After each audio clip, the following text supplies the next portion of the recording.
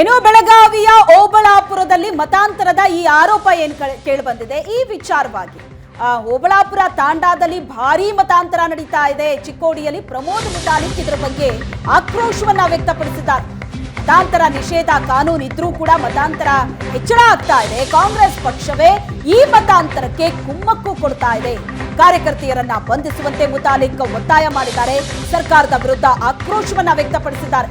ಮತಾಂತರ ನಿಷೇಧ ಕಾನೂನಿದೆ, ಆದ್ರೂ ಸಹ ಮತಾಂತರ ಹೆಚ್ಚಳವಾಗ್ತಿದೆ ಅಂತ ಆಕ್ರೋಶ ವ್ಯಕ್ತಪಡಿಸಿದ್ದಾರೆ ಪ್ರಮೋದ್ ಮುತಾಲಿಕ್. ರಾಮದುರ್ಗ ತಾಲೂಕಾ ಓಬಳಾಪುರ ತಾಂಡಾದಲ್ಲಿ ಅಲ್ಲಿ ದೊಡ್ಡ ಪ್ರಮಾಣದಲ್ಲಿ ಮತಾಂತರ ನಡೀತಾ ಇರುವಂಥದ್ದು ಗಮನಕ್ಕೆ ಬಂದಿದೆ. ಈಗಾಗಲೇ ಅಲ್ಲಿಯ ತಾಂಡಾದ ಜನರೇ ಪ್ರತಿಭಟನೆಯನ್ನು ಮಾಡಿದ್ದಾರೆ. ಕರ್ನಾಟಕದಲ್ಲಿ ಮತಾಂತರ ನಿಷೇಧ ಕಾನೂನು ಜಾರಿಯಲ್ಲಿ ಇದ್ದಾಗಲೂ ಕೂಡ ಇಡೀ ರಾಜ್ಯದಲ್ಲಿ ಬಹಳ ದೊಡ್ಡ ಪ್ರಮಾಣದಲ್ಲಿ ಮತಾಂತರವನ್ನು ಕ್ರಿಶ್ಚಿಯನ್ರು ಮಾಡ್ತಾ ಇದ್ದಾರೆ. ವಿಶೇಷವಾಗಿ ಕಾಂಗ್ರೆಸ್ಸೇ ಕುಮ್ಮಕ್ಕು ಕೊಡ್ತಾ ಇರುವಂಥದ್ದು ಇದು ಗಮನಕ್ಕೆ ಬಂದಿದೆ.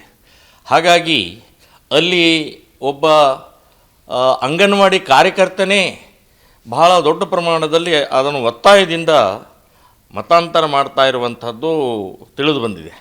ಸೊ ಕೂಡಲೇ ಸರ್ಕಾರ ಅಂಗನವಾಡಿ ಕಾರ್ಯಕರ್ತೆಯನ್ನು ಬಂಧಿಸಬೇಕು, ಸಸ್ಪೆಂಡ್ ಮಾಡಬೇಕು ಮತ್ತು ಅಲ್ಲಿ ಯಾರ್ಯಾರು ಮತಾಂತರ ಮಾಡಿದ್ದಾರೆ ಅವರ ಕಡೆಯಿಂದ ಮಾಹಿತಿ ತಗೊಂಡು ಕ್ರಮ ತಗೊಳ್ಬೇಕು ಅಂತನ್ನುವಂಥದ್ದು ನಾನು ಆಗ್ರಹ ಮಾಡ್ತಾ ಇದ್ದೀನಿ.